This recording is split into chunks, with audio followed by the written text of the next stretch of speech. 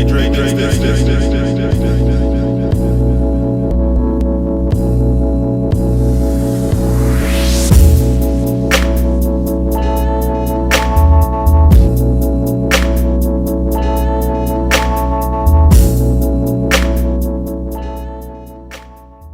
cool.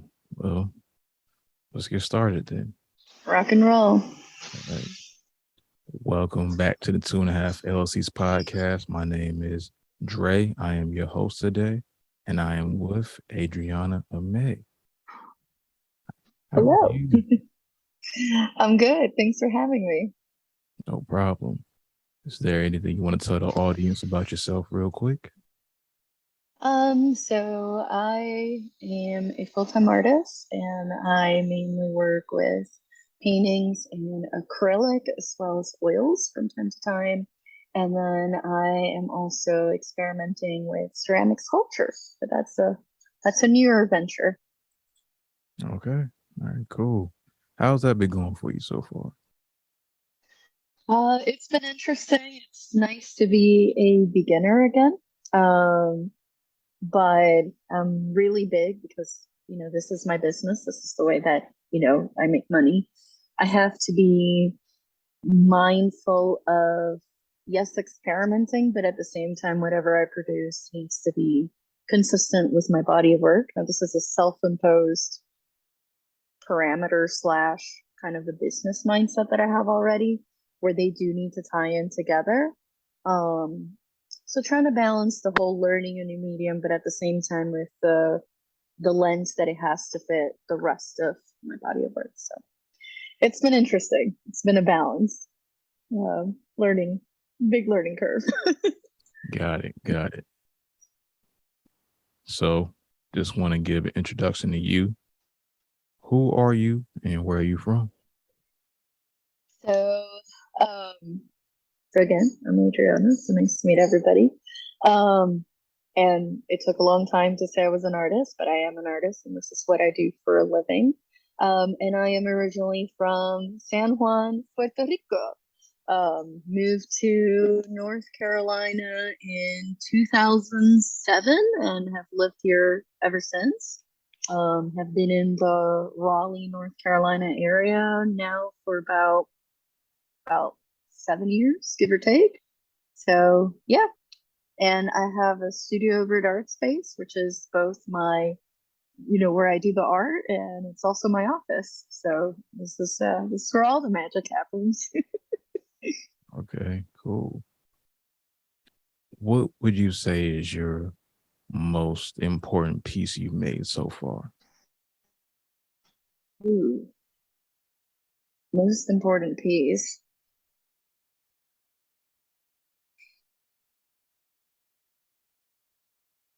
So the current series I've been working on, which, is probably Visions in Color, which is the current one that I've been working on. It's one of those like your newest series is probably your new favorite series because it's incorporating new techniques, new ideas, and new messages that you want to try to get across from your art. It's like an ever evolving process. Probably one of the first ones in the series was called The Unfolding. That one fortuitously found a home already in Maryland, but I think that was one of the most important ones because I was going not just larger in terms of the size of the painting, but it was also, I was kind of changing my style quite, maybe not quite that radically. I mean, there's people that see the through lines to everything I make, but trying to be a little bit bolder about it and put a little bit less constraints on myself in terms of how I wanted the work itself to look, while at the same time being a little bit clearer on my message. So the previous series before that had to do with exploring my heritage. So I am mixed race, so all kinds of races in this mixture. But I don't know, there was a part about it that felt extremely vulnerable to the point that it was hard to talk about at times, versus this new series, Visions in Color, is way more optimistic in its outlook. I don't know, it just feels better. So the unfolding was one of the earlier ones in the series where it just kind of gave me that confidence to continue developing the rest of the pieces that came after, of like, oh, actually, this feels good. I like the direction this is going in. I'm going to make more. So I think it's one of the most important, at least in recent history for me. Okay. And that one was born in January of this year. So. Oh, wow. Yeah. So why art? A lot of things people can do in this world in which you possibly could have done. Why did you end up choosing art? Well, I bet this is gonna probably come up in the conversation a few times, but I'm just gonna get it out of the way now. So, are you familiar with the concept of ikigai? Have you ever heard of this term? I don't believe so.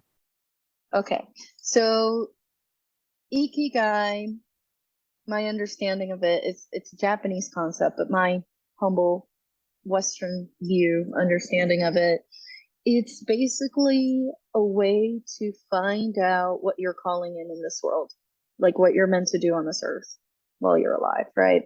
And essentially, the easiest and most simplified way to go through this exercise of Ikigai is that you create a Venn diagram, right? You have your four, in this case, you have four circles, and the four circles represent what do you love?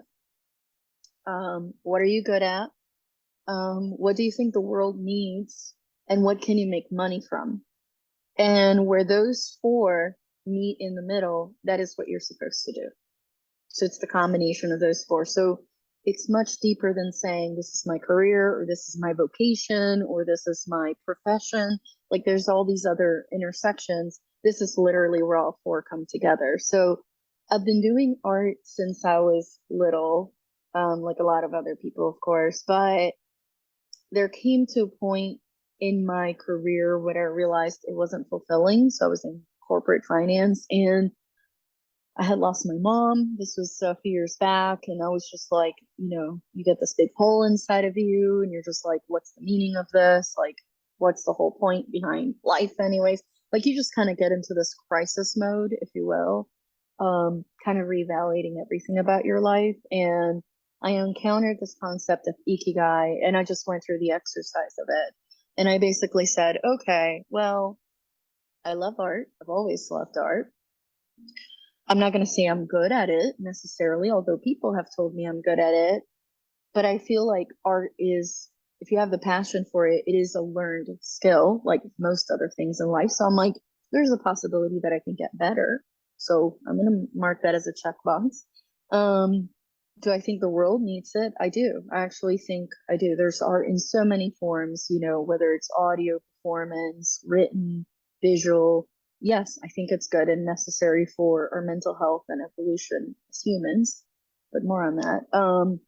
And then the only big question mark I had was, can I make money from it? And I basically decided I needed transactional proof and actually try to sell some of it first in order to determine would anybody want it. And the short answer of it was yes, they did. So once I realized I have all four pieces of this, hypothetical pie, so to speak, I was like, that's it. Art is the one. I did fact check it, so to speak, or tried this circle against other things I love, but a lot of them are just more passions or things that I really, really like, but they don't meet all four quadrants, if you will. The four circles don't intersect. And that's when I was like, okay, I'm going to give the art thing a good old try this time. Yeah, and haven't looked back since. Okay, cool. Because I've heard on your other platform, Level Up Artists, that you said you had a background in the business in the corporate world. Yep. So how did you go from being in that for 12 years to saying, I want to be a full-time artist? Yeah, you did your research. So it took time to transition. While I do have the privilege that I do have a spouse that contributes to our household income, it's not enough for me to just quit and be like, I'm going to do this as a hobby and not bring income in. I still have to bring home some of the bacon, so to speak. But it took time to transition. Like I said, I needed some transactional proof in the first place because I do come from that business background. I couldn't just up and leave. And again, we couldn't afford it anyways. So I started doing or participating in several events. I did my first solo show, I did markets, I did art fairs, I did some online sales. Like I just started basically saying, okay, here's some of the things that will let my brain know that this is a thing and it is possible for me, right? Like I can see other artists on arts like on Instagram or whatever, and they seem like they're successful, although we don't really know what their paycheck looks like. So let's be real. Um, the impression and the reality don't always match. So there's that. But it turned into okay, let me get some proof first that there's interest in my art, not just in exhibition wise, but also in purchasing it and collecting it. So that process probably took around a year. From the time that I was like, yeah, I know this is what I want to do to like in my life to the moment that I quit my corporate job. It took about a year. Not just doing those events, I also started saving money on the side from my other job, as well as buying some of the main equipment and supplies that I knew I would need later. So, funny story about that is I quit in December of 2019. There's no way. There's no way I could have known there was a pandemic going, like, or gonna come. Nobody did. And from the business side of things, I actually saved enough money thinking if I don't sell a lot of art in the beginning, like I don't want to have that pressure. I need to have enough money saved for the first 6 months or so, 3 to 6 months, somewhere in there, of my share of the bills at home. I need to have that socked away. Also, I don't want to go to my spouse, my husband, and be like, give me money for paint. You know what I mean? Like, no. Like in my brain, I was like, I don't need that pressure.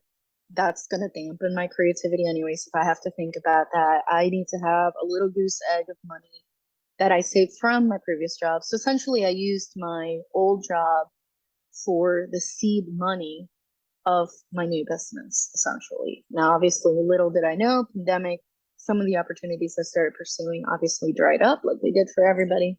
But that helped me carry through. I mean, yeah, I used my old job to fund my new one, essentially.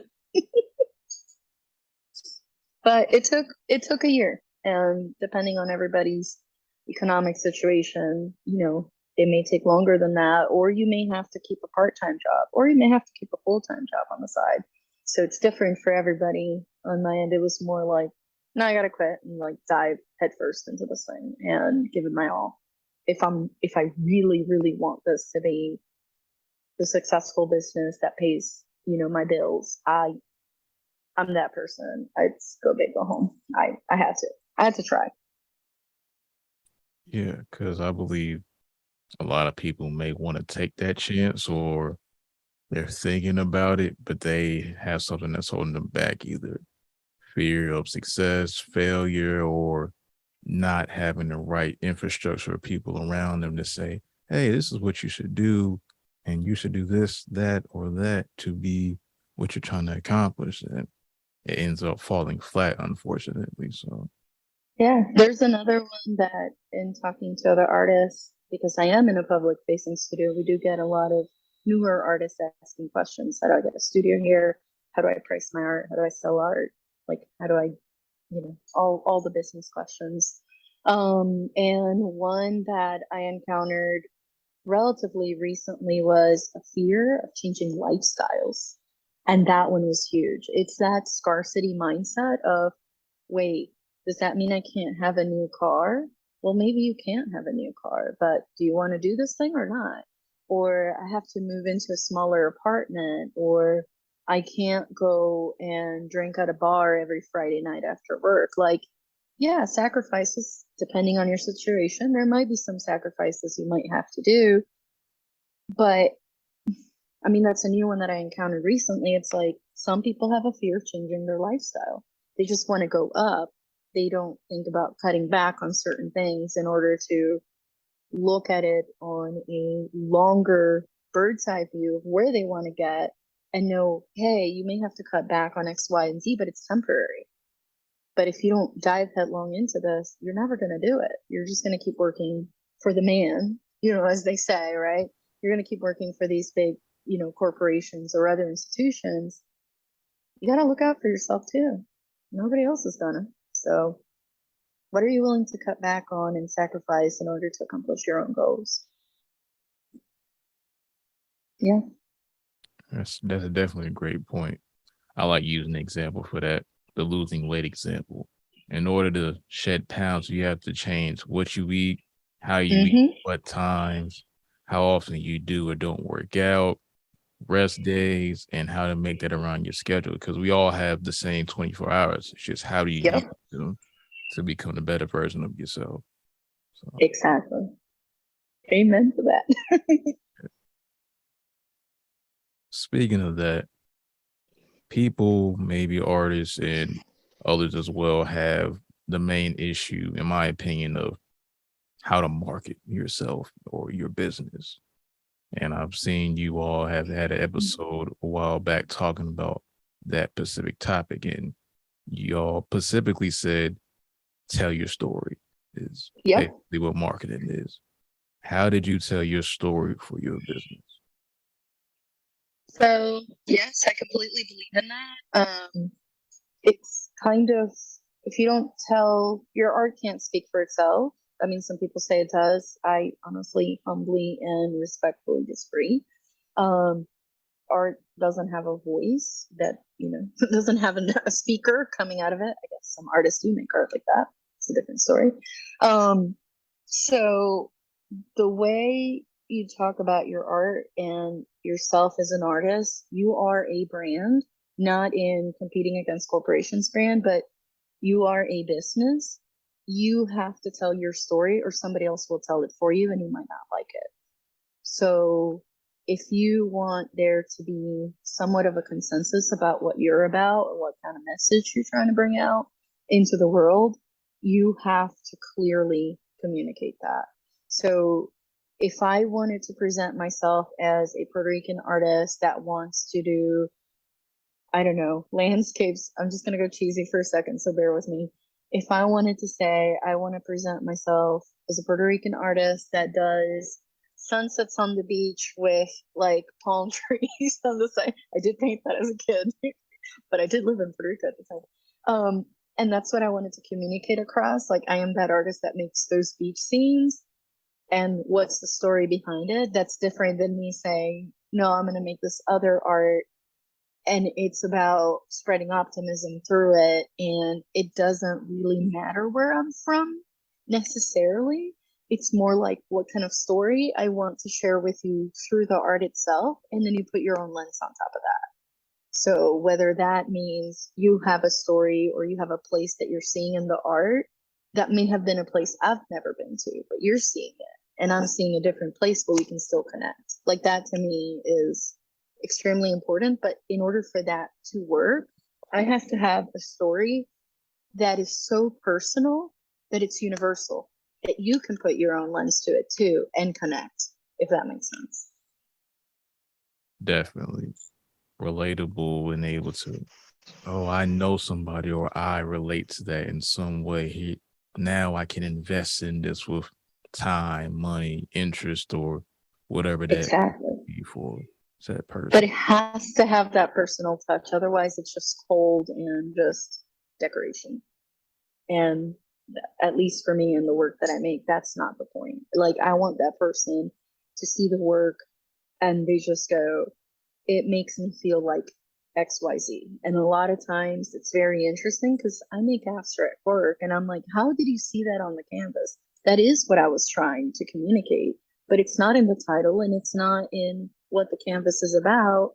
And yet you were still able to capture that. And I mean, to me, that's just fascinating. Art, visual art, definitely, it's a language, just like spoken languages, right? Just like coding languages on a computer. art is a language, and some people can read it. I mean, we all have as artists our own language, and there are people that walk, into the studio and look at the art and they can read it. It's incredible. I don't know, it's magic, honestly. Fascinating.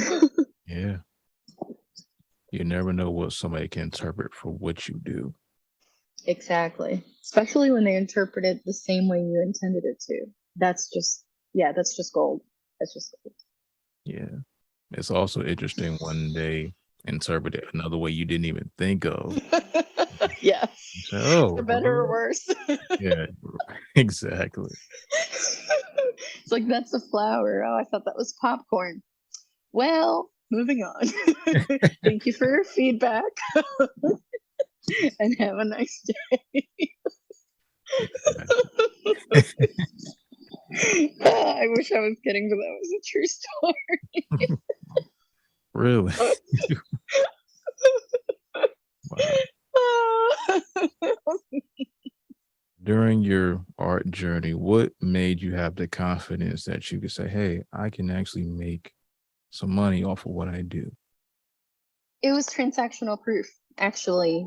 Being able to see the quote unquote cold hard cash, if you will. So I started selling my artwork, when I started to officially do it. I've been doing art all my life, but I didn't sell it. If anything, I would give it away, or I would keep it kind of as a benchmark, is not the right word, but almost as a point in my development as an artist that I could see my progression over time. Let's call it that, right? So when I started selling, like actually trying to sell my art on purpose, not gift it or keep it or paint over it, I started a little bit on the economical side of things, like a lot of artists do, because I wasn't sure if my skill level was enough anyways. It wasn't the art itself. The art itself was fine in terms from a technical standpoint, but what I envisioned that I wanted to do with the art versus what it actually looked like, it wasn't there yet. It's that, what do they call it? The skill gap, if you will, right? Which, as we all try to get better in our businesses or whatever our creative endeavors is, that's kind of a normal part of it, right? You start down here, we kind of move up over time. So I started selling. I started getting commission requests, so that was awesome. I was like, wait, they don't just want what I put out there. They're actually asking me to take their idea and then put my own flavor behind it. And it's almost like a collab in a way, and, produce this thing, and they're willing to give me money for it. What? So I started that process while I still had the safety, so to speak, the financial security of having my other job. So it's not like I was putting everything on the line at once, right? But as the year progressed and I started to sell more, and not only that, I started raising my prices a little bit more over time. I kept taking different courses, workshops, one-on-ones, whatever I needed to do in order to improve my art. Also, I was putting a lot more time than I ever had before. So I was waking up at 5 a.m. in the morning before going to my corporate job to paint or do something art related, to keep moving forward before going to work.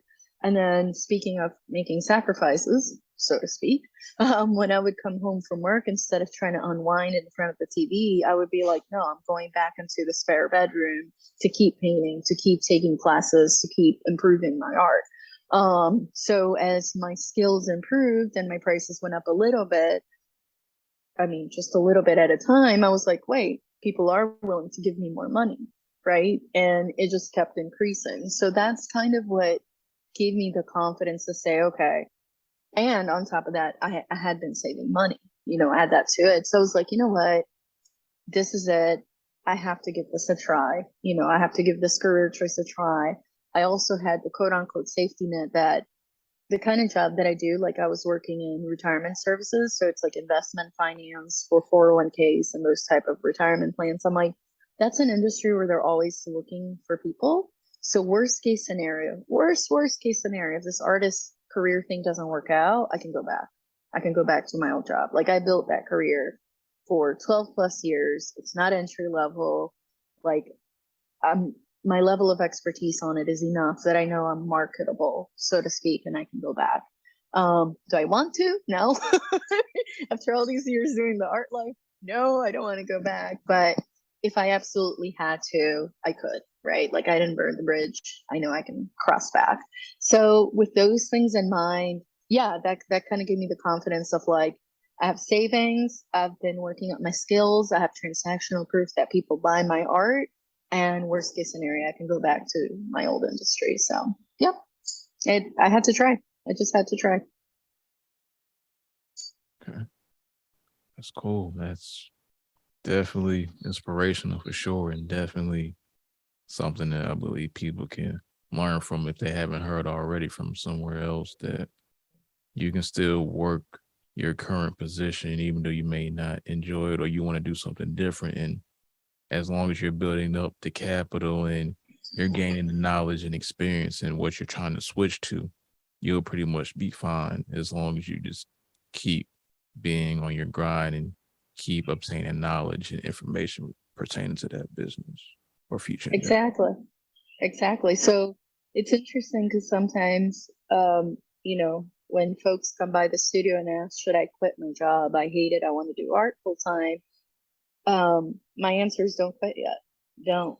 You need to have some people do, and that's up to them. And especially if perhaps they have a family that can help them out. You know what? That's really cool. Do it. Like I've met artists that are willing to sacrifice their independence to a certain degree and go live back with their parents, who are willing to like live in the basement or back in their old childhood bedroom in order for them to pursue art, or another creative career, right? And I'm like, if you have that kind of available option, especially if you don't have the responsibilities of a mortgage and car payments and kids and credit card debt and student loan debt, like if you don't have such a giant thing hanging over you in terms of financial responsibility, do it. It's temporary anyway, so you can move out later again, right? Like if you can. But if you don't, like in my case, I have a mortgage and I don't have kids, I have pets, so there's that. But car payment and house payment and all these things, I couldn't just quit. So when people ask me, I'm like, no, I think before you quit, you need to have your goose egg, you need to have your savings, you need to feel confident in your own skill level, and you need transactional proof. Like otherwise, the inner critic in you is going to stop you from making the leap, which I know does for a lot of people. So it's like you have to put yourself out there and you have to sell and you have to learn how to sell, which is a whole nother ball of chips right there. But once you do that, then you can move confidently forward and know you can always get another job. Like if it doesn't work out, but if you don't give it a try, what are you going to do? Wait till you're retired?